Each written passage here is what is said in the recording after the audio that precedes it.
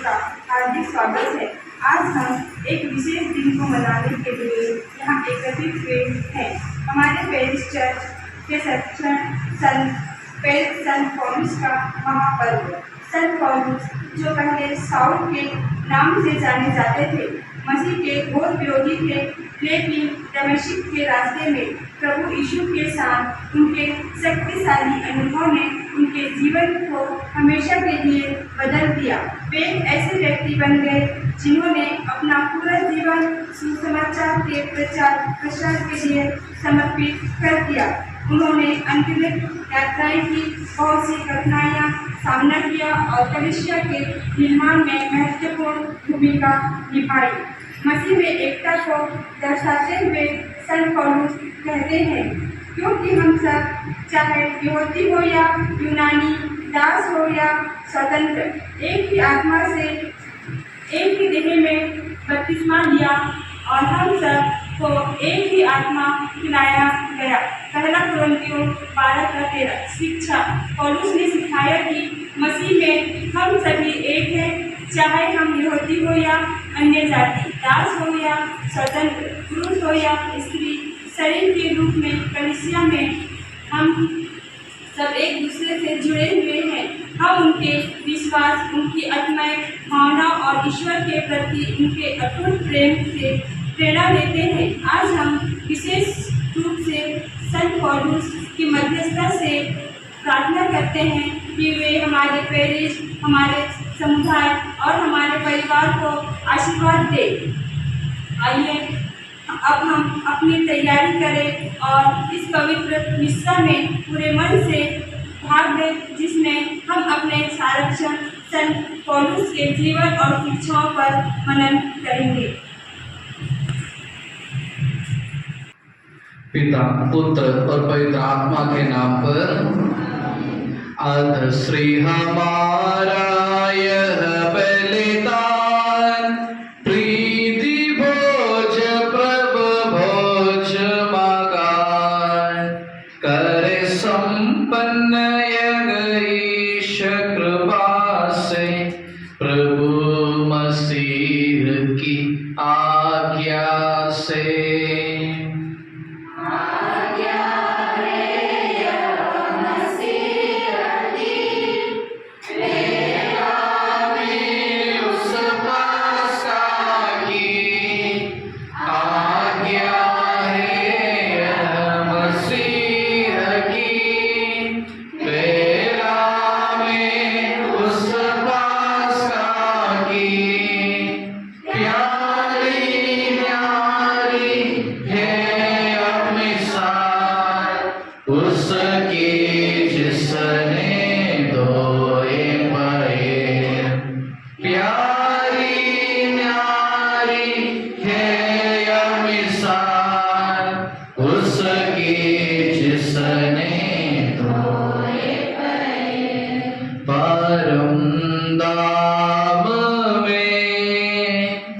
ईश्वर की महिमा।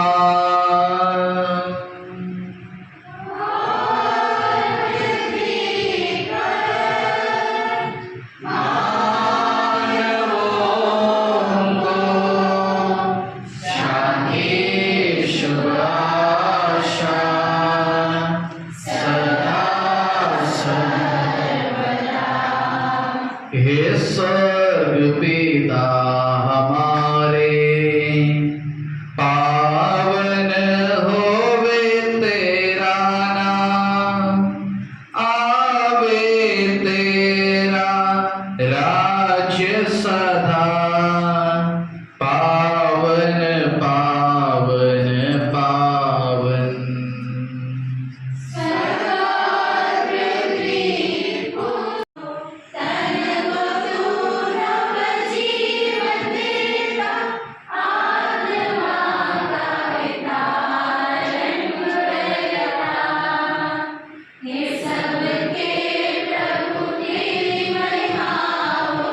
ईसा मसीह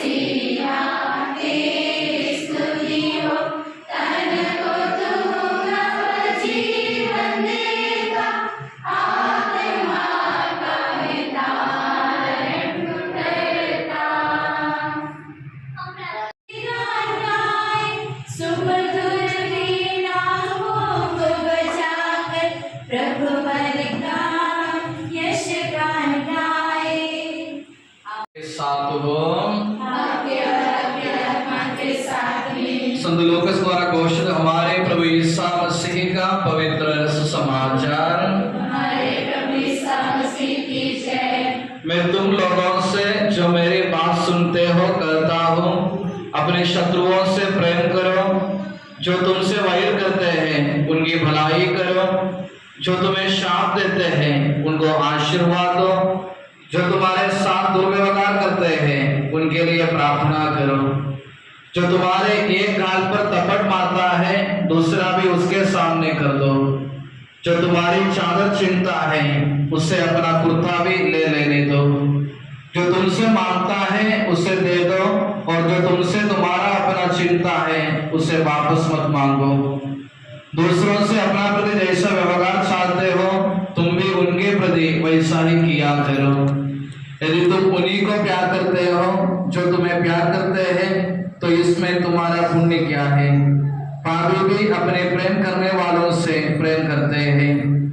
यदि तुम उन्हीं को भलाई करते हो जो तुम्हारी भलाई करते हैं तो इसमें तुम्हारा पुण्य क्या है? पापी भी ऐसा करते हैं। यदि तुम उन्हीं को उधार देते हो जिनसे वापस पाने की आशा करते हो तो इसमें तुम्हारा पुण्य क्या है? पूरा पूरा वापस पाने की आशा में पापी भी पापियों को उधार देते हैं। परंतु अपने शत्रुओं से प्रेम करो, उनकी भलाई करो और वापस पाने की आशा न रखकर उधार दो, तभी तुम्हारा पुरस्कार महान होगा और तुम सर्वोच्च प्रभु के पुत्र बन जाओगे, क्योंकि वह भी कृतज्ञों और दुष्टों पर दया करता है। अपने स्वर्गीय पिता जैसे दयालु बनो, दोष न लगाओ और तुम पर भी दोष नहीं लगाया जाएगा। मैं मेरे प्यारे भाइयों बहनों, आज हम सबों के लिए खुशी का दिन है। विशेष रूप से नागबीड़ चर्च के सभी पल्लीवासियों के लिए विशेष खुशी का दिन है, क्योंकि आज हमारे पल्ली का संरक्षण संत पौल का पर्व बड़ी धूमधाम से मनाते हैं। अरे हमने शुरुआत में इंट्रोडक्शन के साथ हमने पूजा बलिदान शुरू किया।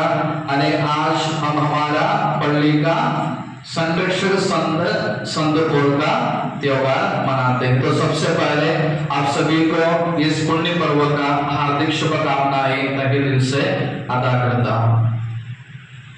और आज हमको मालूम है प्रभु अपने शिष्य लोगों को, नहीं तो अपने को सुनने वाले लोगों को प्रभु 8 बातें बोलते हैं, 8 चीजें बोलते हैं जो सुनने से हमें लगता है कि कुछ असंभव की बात है, नहीं उसको कोई भी कर नहीं सकते हैं। ऐसे 8 बातें प्रभु करते हैं। सबसे पहले प्रभु ने क्या बोला? 8 बातों में से सबसे पहला बात है कि प्रभु ने क्या बोला? अपने शत्रुओं से प्रेम करो। हम अपने मित्रों को भी इतना प्यार नहीं करते हैं, तो प्रभु हमें कहते हैं कि अपने शत्रुओं को प्यार करो। सुनने से हमको ऐसा लगता है कि कभी होने वाला नहीं, और शत्रुओं को प्यार करते हैं तो हम उसको शत्रु नहीं बोल सकते हैं क्या? जिसको हम प्यार नहीं करते हैं, जिसके ऊपर हम नफरत करते हैं, उसको हम शत्रु बोलते हैं, और किसी को भी हम प्यार करते हैं तो उसको हम शत्रु नहीं बोल सकते। तो प्रभु बोलते हैं कि अपने शत्रुओं को प्यार करो, पहला। दूसरा क्या है? जो तुमसे वैर करते हैं उनको क्या करना है?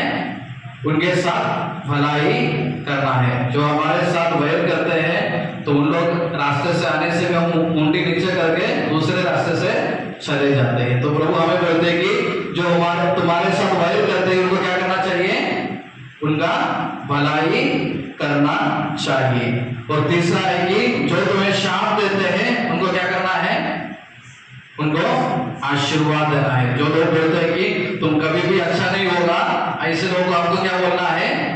ईश्वर आपको आशीष दो। यानी हमें शाप देने वाले लोगों को हमको आशीर्वाद देना है। और पांचवा क्या है? जो तुम्हारे साथ दुर्व्यवहार करते हैं उनके लिए प्रार्थना करना। यानी जो हमारे बारे में बुरे बोलते रहते हैं, हमारा चुगली ढूंढते रहते हैं, हमारे बारे में हमको दोष लगाते रहते हैं, उनके लिए क्या करना चाहिए? प्रार्थना करना चाहिए। और जो तुम्हारे एक गाल पर थप्पड़ मारता है उनके सामने क्या करना चाहिए, दूसरा भी दिखाना चाहिए। दूसरे दिखाने के बाद में क्या करना है करके बजट में नहीं लिखा है, इसलिए दूसरा होने के बाद में हम उसको पहले और दूसरे दोनों मिला के 3 थप्पड़ वापस दे सकते हैं। ऐसे ही क्या, ऐसा नहीं है। अरे जो हमको एक गाल पे मारते हैं उनके सामने हमको दूसरा गाल भी दिखाना चाहिए। और उसके बाद में क्या बोला, जो तुम्हारी चादर चिंता है उसे अपना कुर्ता भी ले लेने दो, जो तुमसे मांगता है उसे दे दो, और जो तुमसे तुम्हारा अपना चिंता है उसे वापस मत मांगो। यानी बोलने का मतलब ये कि ये सुनने के बाद में हमको ऐसा लगता है कि ये कभी होने वाला नहीं है, लेकिन ऐसे ही नहीं होते क्या कभी, ये तो हम कर सकते हैं, क्योंकि हमारा स्वर्गीय पिता दयालु है, वो सबके ऊपर करुणा दिखाते हैं। तो हमको भी क्या करना चाहिए, हम उस स्वर्गीय पिता के बच्चे होने के नाते हमको क्या करना चाहिए, हमको भी एक दूसरे को प्यार करना चाहिए। कभी कभी बच्चों को देखकर हम बोलते हैं कि तुमको तुम्हारा पापा का स्वभाव है, बोलते कि नहीं बोलते हैं? अच्छा करने से भी बोलते हैं और बुरा करने से भी बोलते हैं। अच्छा करने से भी बोलते हैं कि उसको उसका पापा का स्वभाव है, नहीं तो मम्मी का स्वभाव है। और बुरे करने से भी क्या बोलेंगे, आप ज्यादा बोलेंगे उसको उसका मम्मी का नहीं तो उसका पापा का स्वभाव है। यानी हम बच्चों को, अगर बच्चे अच्छे करते हैं बुरे करते हैं फिर भी हम बोलते हैं कि उसको उसका माँ बाप का स्वभाव है। और हम सब किसके बच्चे हैं, ईश्वर के बच्चे हैं। तो हमें किसका स्वभाव होना चाहिए, ईश्वर का स्वभाव होना चाहिए। ईश्वर का स्वभाव क्या है, सबको प्यार करने वाला, सभी को अपनाने वाला, यानी सभी को क्षमा देने वाला एक ईश्वर है हमारा ईश्वर। यानी हमको भी हमारा पिता का स्वभाव को अपनाना चाहिए। यानी प्रभु ने सिर्फ ये नहीं बताया कि तुम तुम्हारे शत्रुओं को प्यार करो, लेकिन उन्होंने क्या किया, क्या किया, करके दिखाया। कहां करके दिखाया, प्रभु ने सिर्फ इतना नहीं बोला कि तुम तुम्हारे शत्रुओं को प्यार करो करके नहीं बोला, लेकिन उन्होंने करके दिखाया। कहां दिखाए, क्रूस पे मरते समय। प्रभु ने क्रूस पे मरते समय उन्होंने कौन सी प्रार्थना किया, कौन सी प्रार्थना किया, यानी जो मुझे मारने के लिए दिए हैं उनके ऊपर क्षमा करना, क्योंकि उन लोग जो करते हैं वो क्या है करके उनको पता नहीं। इन्हें प्रभु ने प्रार्थना किया कि इन्हें पता नहीं कि लोग क्या करते हैं, इसलिए इन्हें क्षमा करना।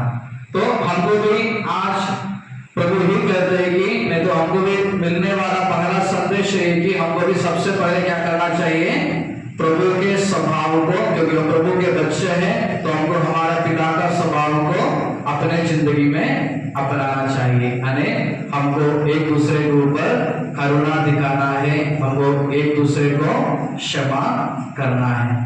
क्षमा करना, अपने शत्रुओं को क्षमा करना, मित्रों को क्षमा करना कौन सा आसान है, किसको क्षमा करना आसान है, शत्रुओं को क्षमा करना आसान है कि मित्रों को क्षमा करना आसान है? अपने,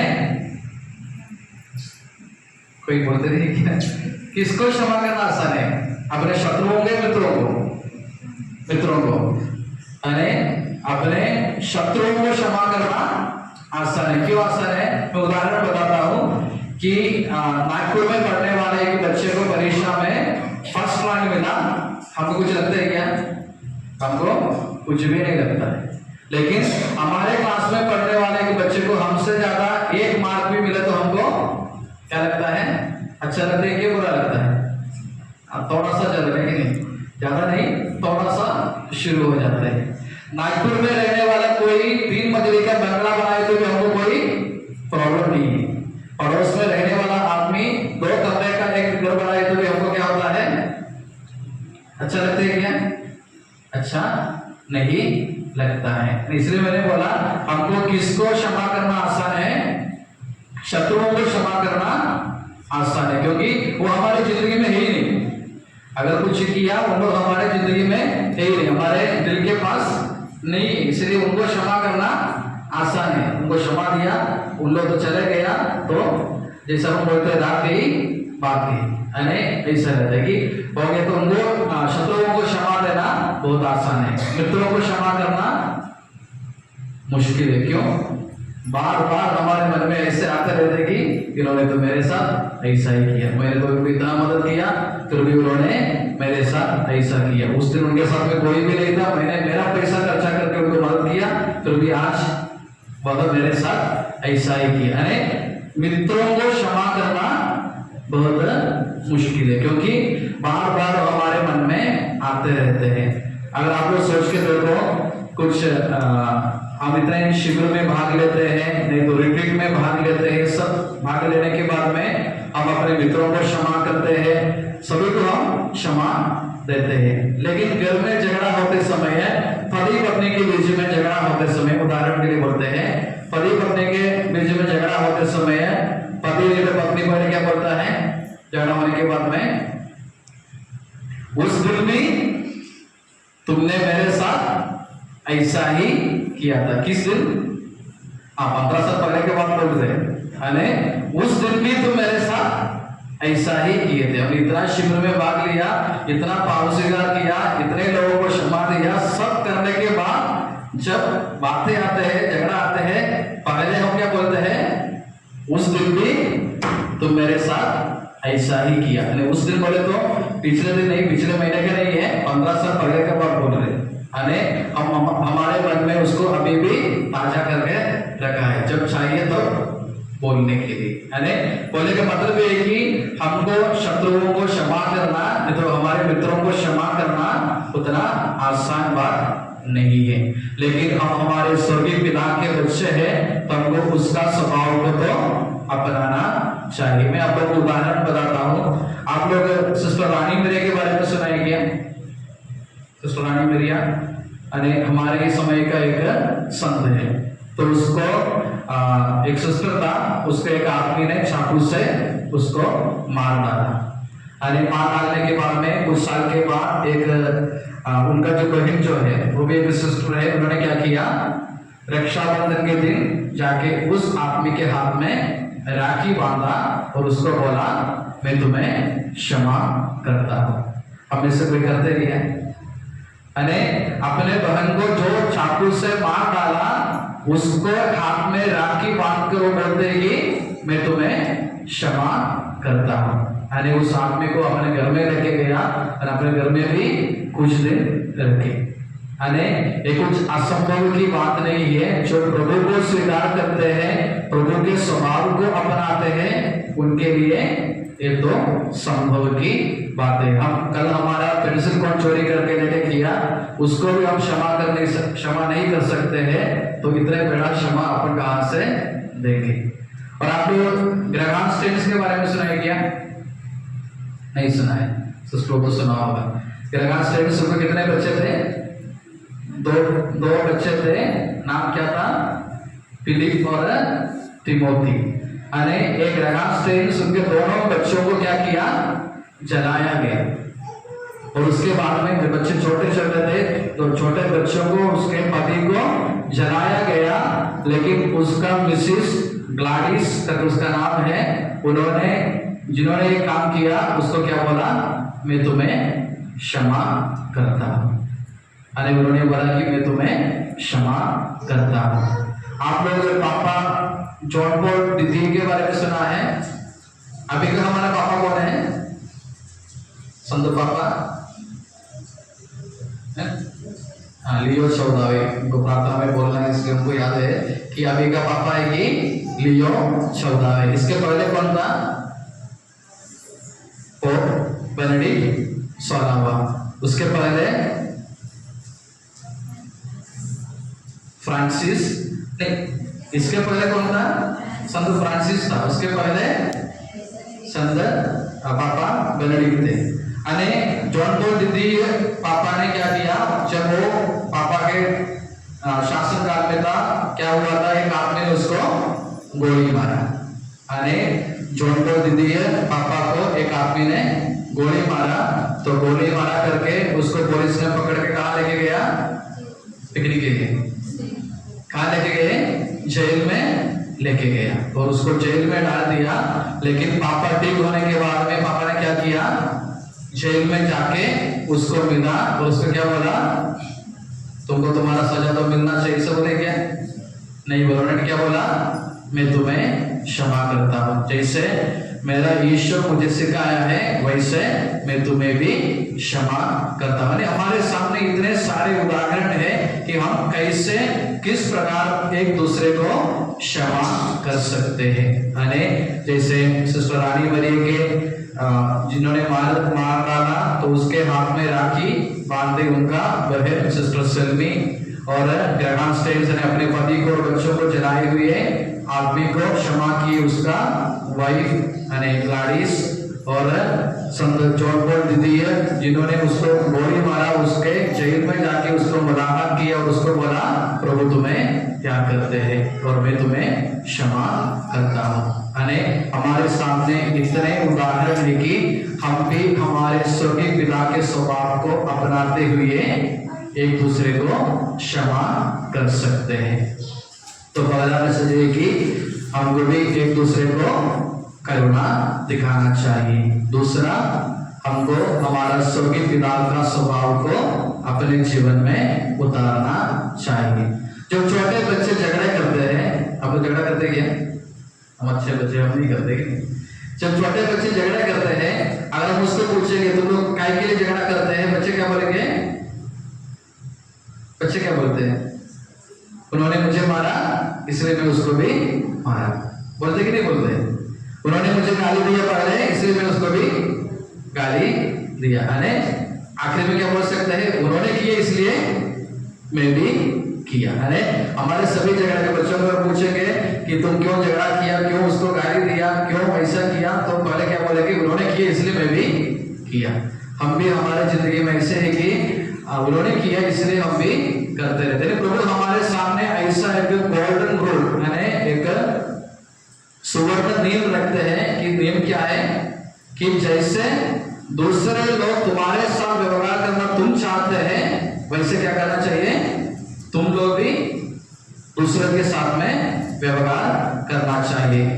हम चाहते हैं दूसरे लोग हमें प्यार करना चाहिए तो हमको क्या करना चाहिए?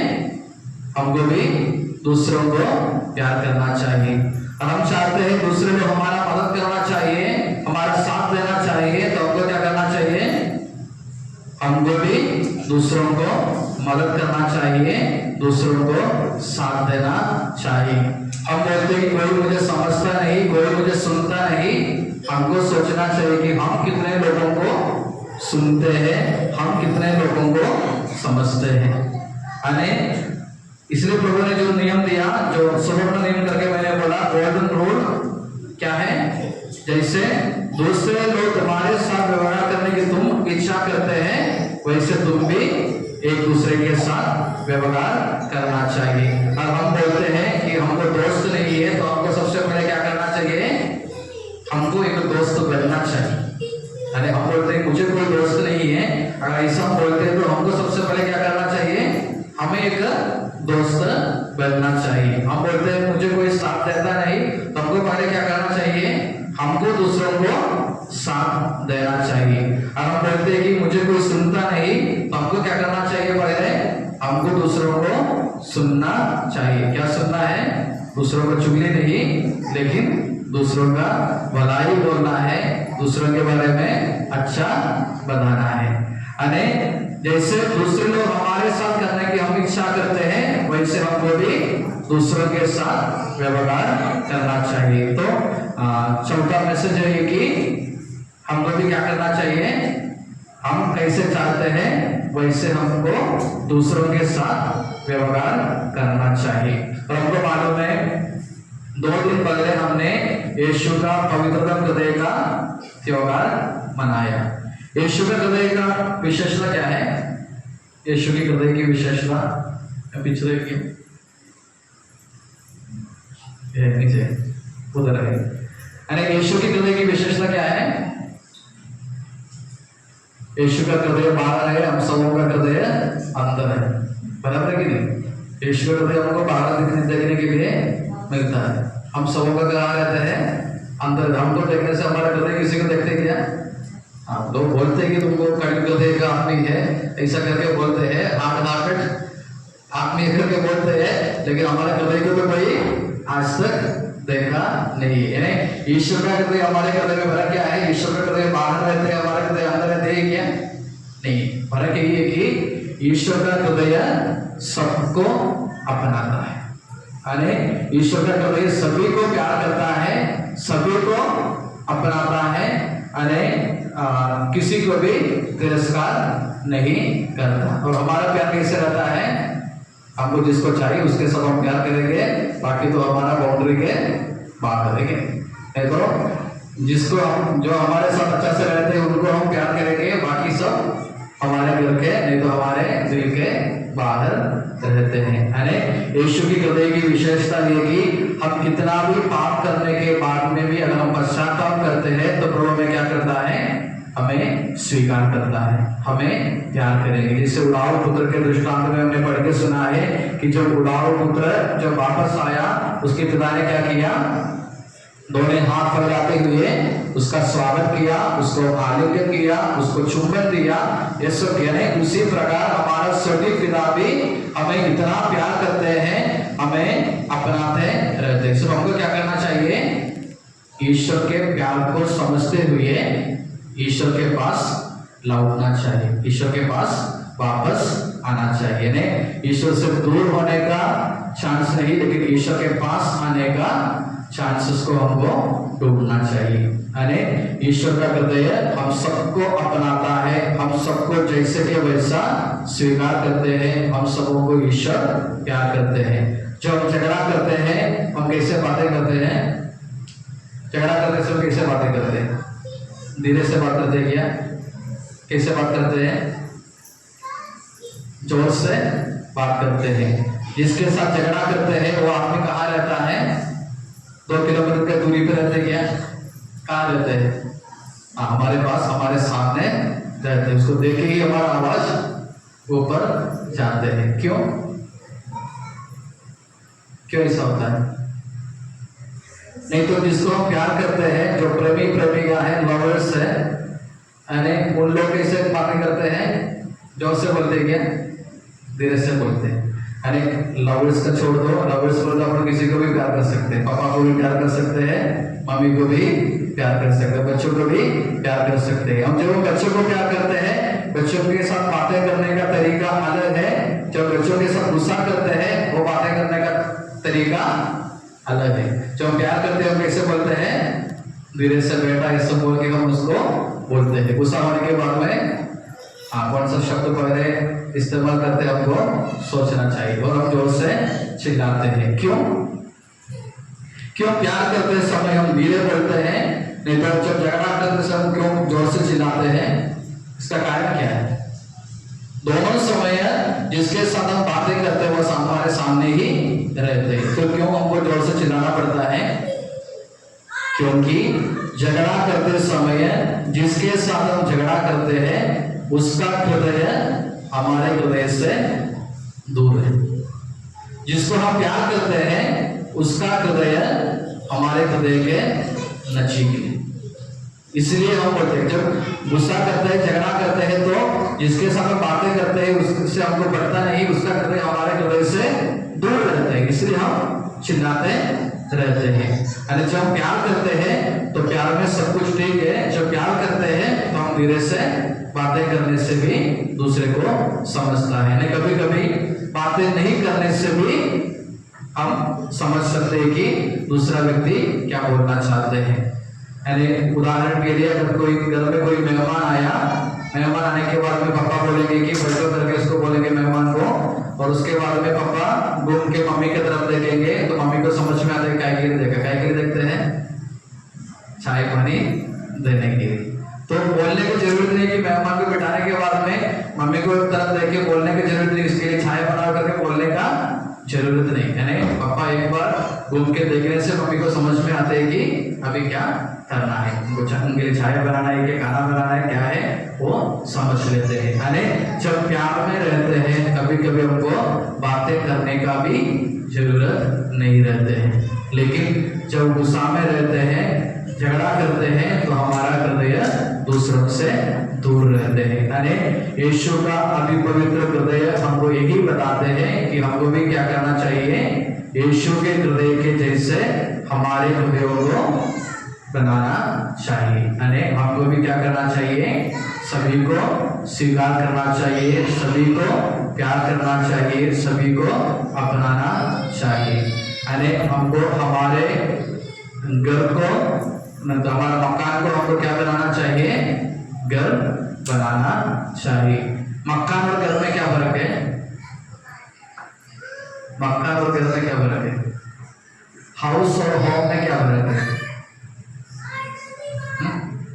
House is built by bricks, cement, sand and all those things, and home is built by प्यार से, यानी हृदयों को जोड़ते हुए हम घर यानी होम बनाते हैं। यानी मकान कैसे बनाते हैं, पत्थर, सीमेंट, रेती ये सब इस्तेमाल करके हम मकान बनाते हैं, लेकिन घर बनाना है तो क्या करना चाहिए, उसके अंदर रहने वाले लोगों का हृदय एक दूसरे से जुड़ना चाहिए, तभी हमारा मकान घर बनेगा। नहीं तो हमेशा हमारा जो काम रहते हैं वो मकान ही रहेगा। तो हमको हमारा मकान को घर बनाना है तो हमको क्या करना चाहिए, उसके अंदर रहने वाले लोगों को कैसे रहना चाहिए, हृदय के पास रखना चाहिए, यानी उनसे हमको प्यार करना चाहिए। तो यीशु का पवित्र हृदय हमको सिखाने वाला पाठ ये है कि हमको भी सभी को अपनाना चाहिए, सभी को स्वीकार करना चाहिए, सभी को प्यार करना चाहिए।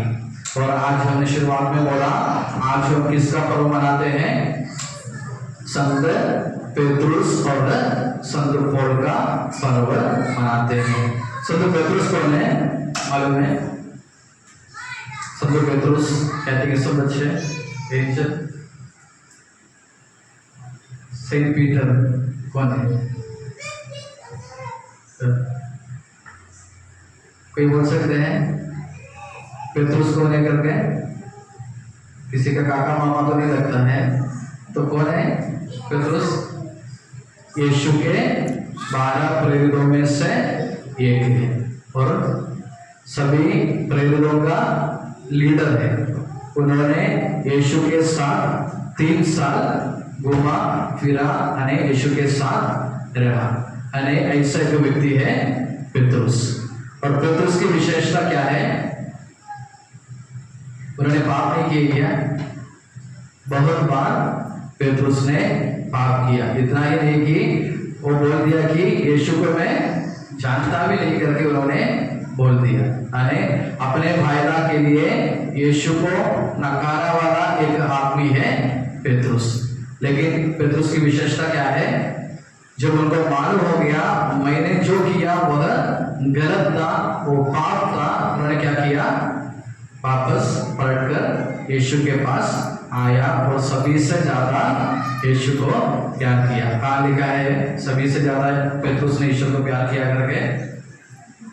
प्रभु 3 बार पेतरुस से पूछते कि क्या तुम इनसे अधिक मुझे प्यार करते हैं, यानी बाकी सबसे अधिक तुम मुझे प्यार करते कि नहीं? यानी 3 बार पेतरुस ने बोला हाँ प्रभु मैं आपको प्यार करता हूँ। तीसरे बार उन्होंने बोला प्रभु आप सब कुछ जानते हैं कि मैं आपको प्यार करता हूँ। यानी सभी से ज्यादा ईश्वर को प्यार किए एक व्यक्ति है संत पेतरुस। उसका मृत्यु कैसे हुआ पता है क्या? संत पेतरुस का मृत्यु, उसको भी क्रूस पर ही मारा गया था। कैसे? मुंडी नीचे पैर ऊपर, यानी उसको भी यीशु के जैसे क्रूस पे मारने वाला था, लेकिन पतरस ने क्या बोला, मैं इसके लिए योग्य नहीं हूँ, मुझे मेरा गुरु के जैसे नहीं, मुझे मेरा सिर नीचे करके पैर ऊपर करके मुझे क्रूस पे मारो करके बोला। यानी क्रूस पर यीशु के लिए अपना जीवन उन्होंने कुर्बान किया।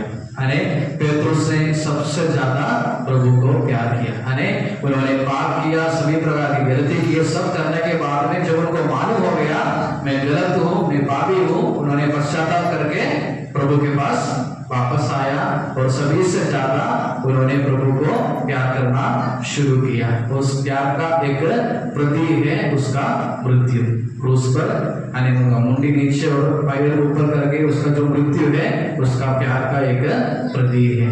और संत पौल कौन थे? संत पौल कौन थे?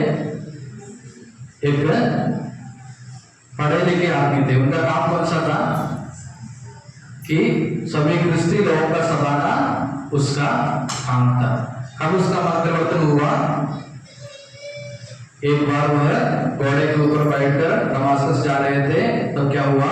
वो घोड़े के ऊपर से नीचे गिर गया और उन्होंने पूछा कौन है करके, तो उसको एक आवाज आया, तुम सताने वाला ईश्वर, यानी तुम सताने वाला ईश्वर हूं करके उसको आवाज आया। तो उसका मन परिवर्तन हुआ और उसके बाद में उन्होंने क्या किया? उत्साह के साथ, तीव्रता के साथ प्रभु की सुसमाचार की घोषणा करना शुरू किया। यानी आज तक जो प्रभु को सताते रहते थे, प्रभु के लोगों को सताते रहते थे, जब उसका मन परिवर्तन हुआ उन्होंने क्या किया? उत्साह के साथ, तीव्रता के साथ उस प्रभु के बारे में बोलना शुरू कर दिया।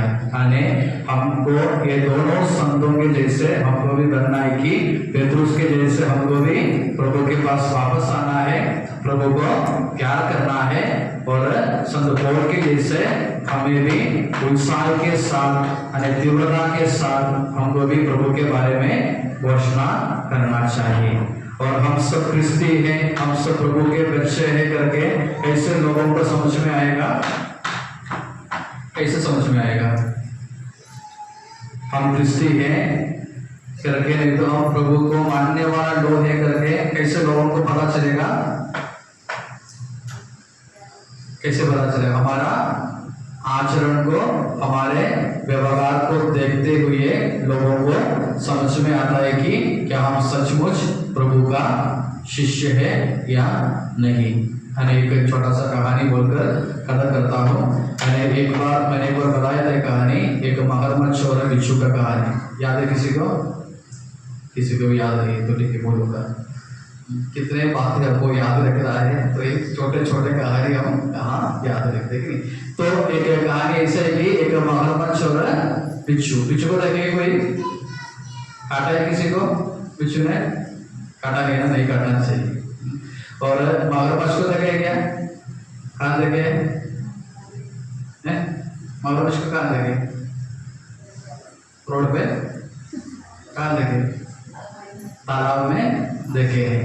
ठीक है, तो एक मगरमच्छ एक बिच्छू था। एक बार एक नदी के किनारे एक मगरमच्छ रहता था। तो एक दिन एक बिच्छू उस रास्ते से आया। बिच्छू को क्या करना था? नदी पार करना था। तो वहां कोई नाव बोट वगैरह कुछ नहीं था, इसलिए बिच्छू ने क्या मगरमच्छ को बोला, क्या तुम मुझे मदद करते क्या? अरे मुझे नदी पार करना है, क्या तुम मुझे मदद करते क्या? तो बिच्छू ने बोला, मुझे मालूम है तुम्हारा स्वभाव, अगर मैं तुमको लेके जाएंगे नदी पार करने के लिए, तुम क्या करेंगे? जब नदी के बीच में पहुंचेंगे तो तुम क्या करेंगे? तो मुझे काटोगे। मुझे पक्का मालूम है कि तुम्हारा स्वभाव तो काटने वाला आदमी है, तो जब नदी के बीच में आएंगे तो क्या करेंगे? तो मुझे काटोगे, तो इसलिए मैं तुमको नहीं लेके जाऊंगा बोला। तो बाद में बिच्छू ने बोला, नहीं दोस्त, मैं तुमको नहीं काटता, अगर तुम मुझे मदद करते तो मैं तुमको कैसे काट सकता हूँ, इसलिए मैं तुमको नहीं काटता बोला। तो फिर बाद में मगरमच्छ ने बिच्छू को लेकर नदी पार करना शुरू किया। और जब नदी के बीच में आया, बिच्छू ने उनका असली रंग दिखाया। उन्होंने क्या किया? मगरमच्छ को काट लिया। तो काटने के बाद में मगरमच्छ ने बिच्छू को पूछा, तुमने मुझे वादा किया था कि अगर मैं तुमको मदद करेंगे तो तुम मुझे नहीं काटेंगे, तो फिर मुझे क्यों काटा? तो बिच्छू ने क्या उत्तर दिया? ये मेरा स्वभाव है कि दूसरों को काटना। फिर बिच्छू ने उल्टा मगरमच्छ को पूछा, तुमको मालूम था कि मैं तुमको काटने वाला हूँ, क्योंकि तुमको मेरा स्वभाव मालूम है, तुमको पहले से मालूम था कि मैं तुम्हें काटने वाला हूँ, फिर तुम क्यों मुझे लेके चला। तो मगरमच्छ ने क्या उत्तर दिया होगा? मगरमच्छ ने बोला ये मेरा स्वभाव है दूसरों को मदद करने का। यानी लोग कितने भी बुरा बोलने से भी, कितना भी गाली देने से भी, कितना भी हमारे साथ गलत काम करने से भी दूसरों को मदद करना हमारा स्वभाव बनना चाहिए। वही हमारा प्रभु ने हमको सिखाया है। यानी प्रभु को धोखे देने वाला, प्रभु के साथ विश्वासघात करने वाला यूदास इस्करियोत को, पेतरुस को, सबको प्रभु ने अपने साथ में रखा। यानी सभी को लेके प्रभु ने चला। यानी हमको भी क्या करना चाहिए? प्रभु के जैसे यानी हमको भी ये हमारा स्वभाव बनाना चाहिए कि एक दूसरे को मदद करने का, एक दूसरे को प्यार करने का। शायद वह हमें काटेगा, नहीं तो हमारे साथ गलत कार्य करेगा, गलत व्यवहार करेगा, नहीं तो हमको गाली देंगे, हमारे बारे में दोष बताएंगे, जो भी है ठीक है, लेकिन हमको इसका स्वभाव को अपनाना है, हमारे प्रभु को स्वभाव को हमको अपनाना चाहिए। तो आज के दिन जो हमारा पढ़ली का संरक्षक संत पौल का पर्व मनाते समय संत पौल का जो गुण है, उत्साह के साथ, तीव्रता के साथ प्रभु की घोषणा करने का जो स्वभाव है, और संत पेट्रोस के जैसे प्रभु को प्यार करने का, और अगर पाप किए तो पश्चाताप करके प्रभु के पास वापस आने का जो स्वभाव है, ये सभी स्वभावों को, गुणों को हमको भी हमारे जीवन में अपनाने के लिए हम कोशिश करेंगे। ईश्वर हम सबको आशीष दे। पिता, पुत्र और पवित्र आत्मा के नाम पर आमीन।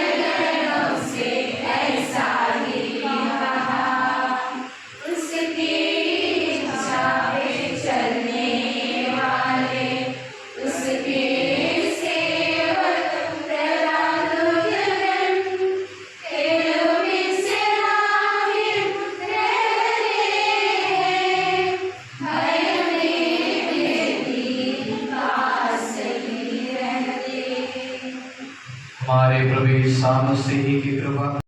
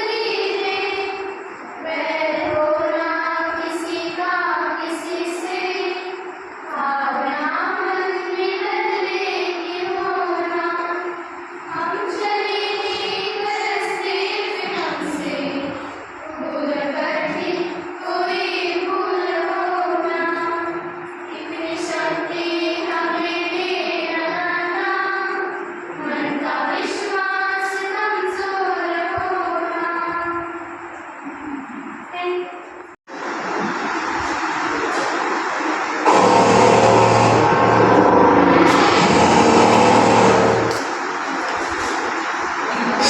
पौलुस एक ऐसी हस्ती जिन्होंने प्रभु यीशु के लिए अपना प्राण न्यौछावर किया। विश्वास प्रभु का प्रेम संदेश पाल जिन्होंने इस संसार में प्रभु की ज्योति एवं स्नेह का प्रचार किया। तो लीजिए प्रस्तुत है उन्हीं के आत्म परिवर्तन की कथा इस नृत्य नाटिका के रूप में साउल से संत पौलुस।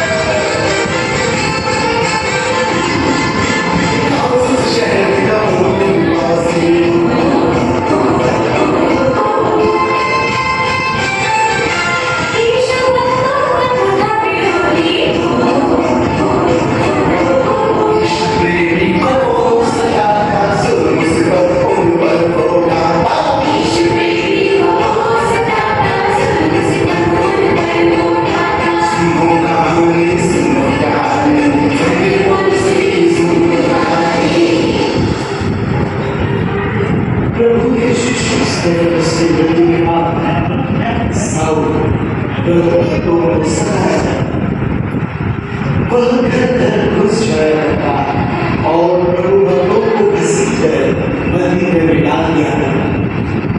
उसने प्रताप राज्य के पास जाकर दमस्कुस में रहने वाले प्रभु भक्तों के खिलाफ अनुमति मांगी ताकि वह वहां जाकर उन्हें भी हानि पहुंचाए।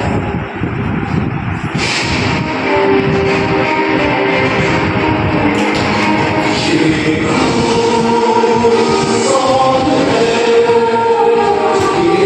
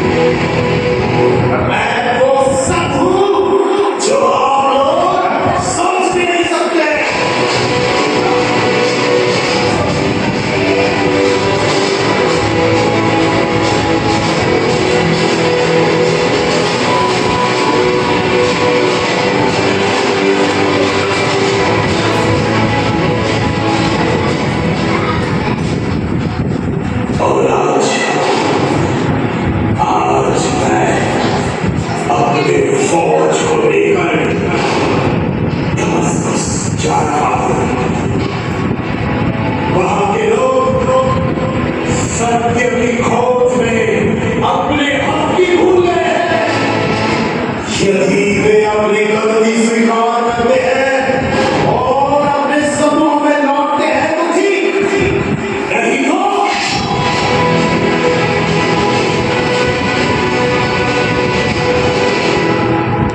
चलो, तुम सब मेरे साथ चलो।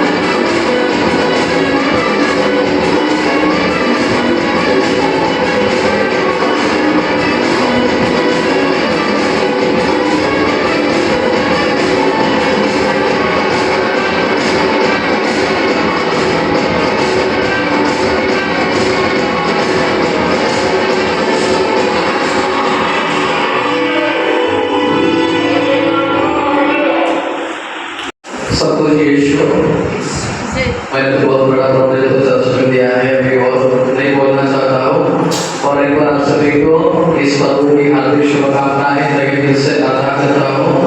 और हमारे रहने वाले बच्चों को और हमारे कॉलेज के सभी लोगों को तहे दिल से अभिनंदन करना चाहता हूँ, क्योंकि आज का ये जो कार्यक्रम है, जो भी प्रोग्राम है, इतना अच्छा है, इतना सुंदर है, क्योंकि आप सभी का सहयोग है।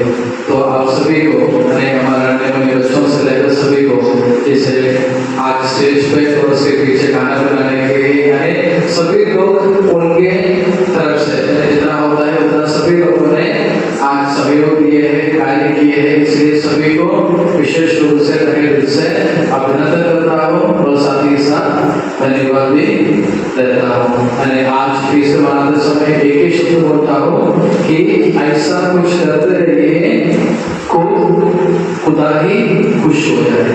अरे ऐसा कुछ करके देखा कि खुदा भी खुश हो जाए, तो सब हो जाएगा।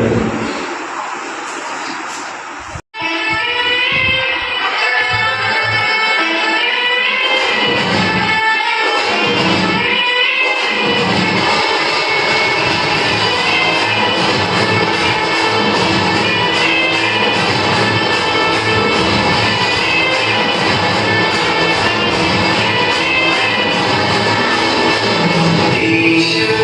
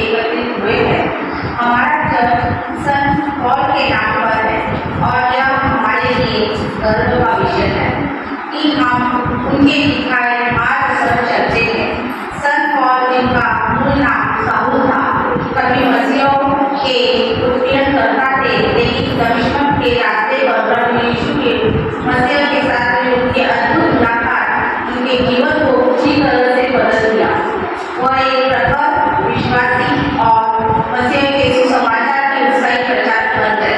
उनका जीवन इस बात का प्रमाण है कि परमेश्वर किसी भी व्यक्ति को बदल सकते हैं और उसका उपयोग अपने पवित्र उद्देश्यों के लिए कर सकते हैं। संत पौल ने केवल कई चर्चों की स्थापना की, बल्कि उन्होंने हमें नए नियम में महत्वपूर्ण पत्र भी दिए, जो आज भी हमारे विश्वास की नींव है। उनके शब्द हमें प्रेरित करते हैं, हमें सिखाते हैं और हमें परमेश्वर के प्रेम और उद्धार के मार्ग पर चलने के लिए मार्गदर्शन करते हैं।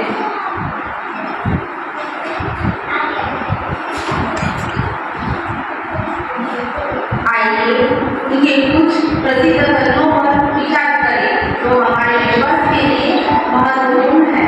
पहला, प्रेम के बारे में उनका शक्तिशाली संदेश विश्वास, आशा और प्रेम, ये तीनों बने रहते हैं, परंतु इसमें से सबसे बड़ा प्रेम है जो वचन में याद दिलाता है कि भले ही हम अपने जीवन में किसी चीजों का पीछा करें, अंततः सबसे महत्वपूर्ण परमेश्वर का और एक दूसरे का प्रेम है।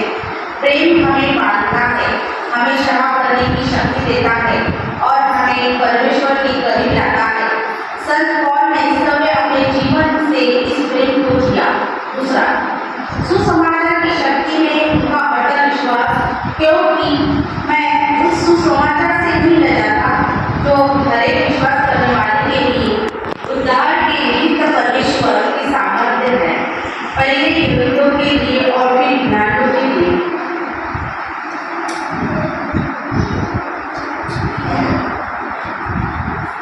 तीसरा, परमेश्वर के अनुग्रह और उद्धार पर उनका जोर, क्योंकि तुम अनुग्रह से विश्वास के द्वारा उद्धार पाए हो और यह तुम्हारी ओर से नहीं पर परमेश्वर का दान है। यह वचन में दृढ़ता सिखाता है। हमारा उद्धार हमारे अच्छे कर्मों या योग्यता के कारण नहीं है, बल्कि यह परमेश्वर के असीम अनुग्रह और विश्वास का परिणाम है। यह हमें याद दिलाता है कि हमें हमेशा परमेश्वर की दया और उसके दान के लिए आभारी रहना चाहिए। प्रिय भाइयों और बहनों, संत पौल ने हमें विश्वास, प्रेम और आशा का जीवन जीना सिखाया। उनके पत्र आज भी हमें चुनौती देते हैं कि हम अपने विश्वास में मजबूत हो, एक दूसरे से प्रेम करें और उस आशा को पकड़े रहे जो हमें मसीह से प्रेम मिली है। जिस तरह संत पौल ने अपने जीवन को मसीह के लिए समर्पित कर दिया, उसी तरह हम भी उनके मार्ग पर चल रहे चर्च को विश्वास और प्रेम का एक चमकता हुआ केंद्र बनाए रखें। आइए हम सब मिलकर परमेश्वर की महिमा के लिए काम करें, संत पौल की विरासत को आगे बढ़ाएं।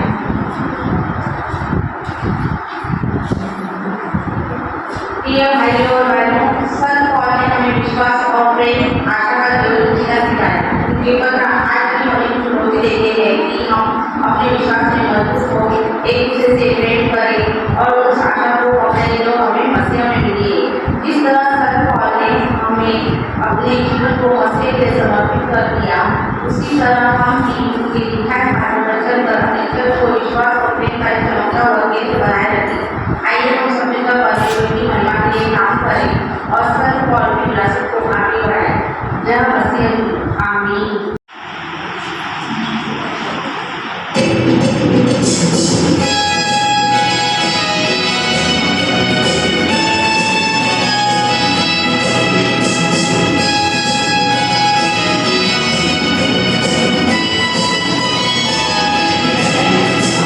ईश्वर